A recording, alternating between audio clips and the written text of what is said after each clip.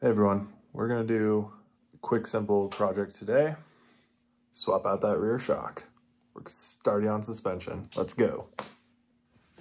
All right, so what suspension do we go with? I went with Progressive Suspensions, 9.5 inch MiniMoto spring. And there's a couple of reasons I got it. One, it was cheap. I believe it was $230 from Revzilla compared to, you know, 500, 600, 700, 800 or more for your Öhlins or other high-end shocks. The other reason is, this is completely vain, the color scheme matches what I'm going for. I really like the look of this gray shock, and then it's not adjustable aside from preload. You have preload here, you have height here to do a little bit of adjustment, but no rebound, no compression, damping adjustment at all. So, stickers, instruction sheet. We also came with a little preload adjustment tool, and that's what's in the box. Step one, take off the seat. Step two, we're gonna take off this side panel.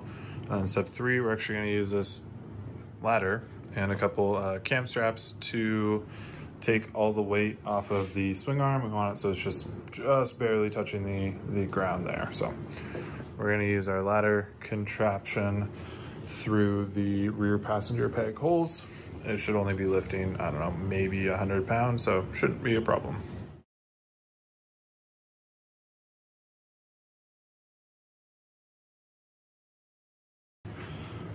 All right, so the bike is just barely off the ground there. It's touching the ground still, but all the weight's off. Next up, you will remove the bolts holding the ECU. This is a 10mm nut and a 4mm hex. Mine were loose enough that I just spun off the 10mm there and called it good, and we'll set that out of the way. And then you have another 10mm bolt here on your brake fluid reservoir. And once you have that off, set it aside. This can kind of flop down. And then here, on my version, I have an ABS. So this is pretty sure my ABS solenoid hooked onto this tang right here. This rubber cover was slipped over there. So you slip it up, and then that pulls out and down to the side. And then you can see we have the head of our bolt, 14mm there. And once we have the ABS solenoid out of the way, we can get into our 17mm nut at the other end of the shock.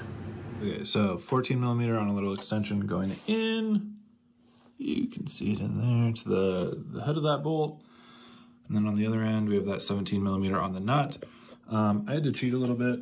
I used my impact to break it loose. That nut is on there, pretty high torque. One other note, the positive battery terminal is right here. So I would recommend putting something to cover it, especially since we have, you know, a metal wrench grounded to the frame near a positive terminal. That can't be good in any situation. So I'm gonna get that nut out of there and hopefully not drop it all the way down. And then we're gonna leave that bolt in for now while we undo the rear. So we are at the lower setup now, and I'm being lazy and didn't want to take the rear fender off. So we're using 2 wrenches, and I'm working to get this off.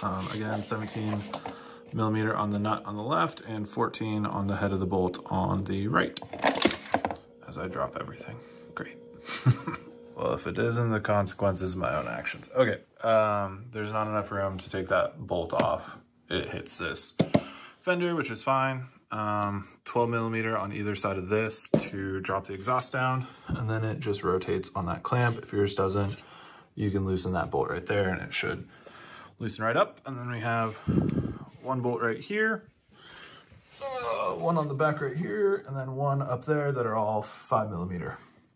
Tire hugger is off, so now we're gonna pull that bolt out and come back up top and squeeze that one out through there. It's out. Woo! Well, this is out. Wanted to show you the differences between the two. Like I said, the Progressive has your preload adjustment down here where my pinky is. And then you actually have, I think it was a ½ an inch or something of height adjustment. If you want to raise it up, you can unscrew this eyelet, and then this is your lock nut here. As far as the coils go, they are the same length of coil, but the Progressive is a thicker diameter of coil. You probably can't tell a whole lot. I don't recall the spring rate off the top of my head. Maybe I'll put it right here in big numbers, but it should be a healthy improvement over the stock one.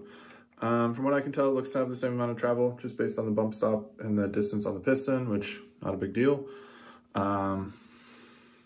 Yeah, those are the two.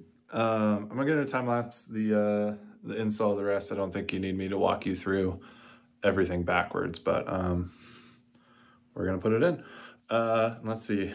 The other difference, I suppose I should say, where the spring sits on the body of the shock is different between the two. So I'm gonna put the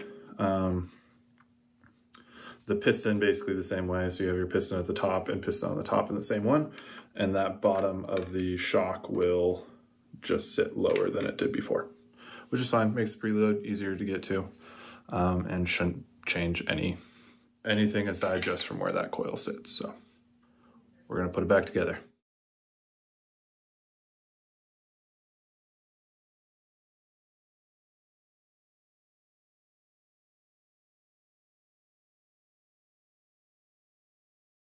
Quick pause. Torque for these is, I don't even know if I'm in frame right now. Torque for these is 44 Newton meters, which is about 33 foot-pounds.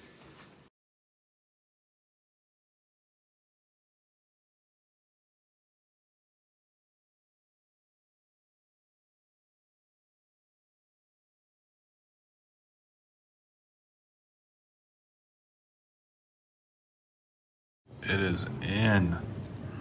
I think that looks pretty sweet. I just bounced around on it a little bit, and I need more preload, but we're gonna wait and do that after we do the front forks as well, which will probably be in the next couple weeks, probably the next 3 or 4 weeks. We'll get that done, but I think that looks sweet. Everything fits just fine. No issues with anything rubbing. And color matches in there real well. Do you like that it's not all black, that it has that little bit of gray on it? That looks cool. So I ended up using quite a bit more tools than I expected to have to for this. So let's see, impact with a 14mm to get that top bolt off. It was on there pretty good. Regular 14mm hex, 12mm. 12 is for the exhaust, 14 is for the shock bolts.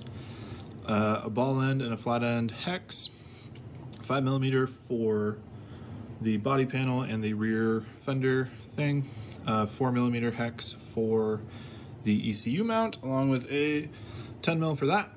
Another 10mm for the ECU mount, just an open-ended wrench, because that made it easier. Sorry, the 10mm socket was also for the brake fluid reservoir.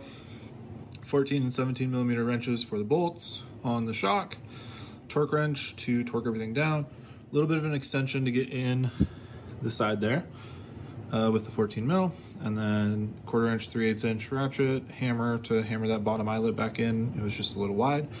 And then this is a magnetic tool that made it really easy to get the nut and bolt on the back side of the ECU in there. Just stuck it on that and it stayed put. So not a ton of tools, but it does take more than, you know, what's in the stock toolkit. One more mod done. Rear suspension is in, everything's buttoned up. I am pretty pleased with it. Bounced around for a little bit, and it is definitely firmer than the stock shock, and you can really tell that the damping is way improved. It actually has a slow rebound instead of a pogo stick, so pretty fun. Wasn't that bad of an install. I thought it'd take about an hour, including filming. Ended up taking me about 2 hours and 15 minutes because I ran into a stripped bolt on the tire hugger back there. It was cross-threaded from the factory, and that's always fun, especially when it's just a simple hex head, or yeah, hex head. But yeah, no, I'm real happy with this shock. I love how it looks. Performance so far for the cost, I think it was about 230 bucks. I'll have a link down below. Was good.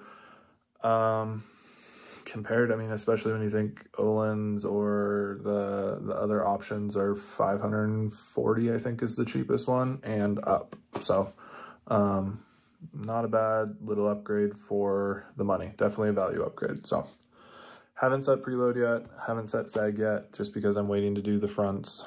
And once I have that done and know what height everything's gonna finally be at, then we can accurately set sag distance. So that's it for this one, and maybe next time we'll actually do the front suspension. Been kind of dreading it because it's so involved, but I think it'll be good. And we'll probably be next. So I'll see you then.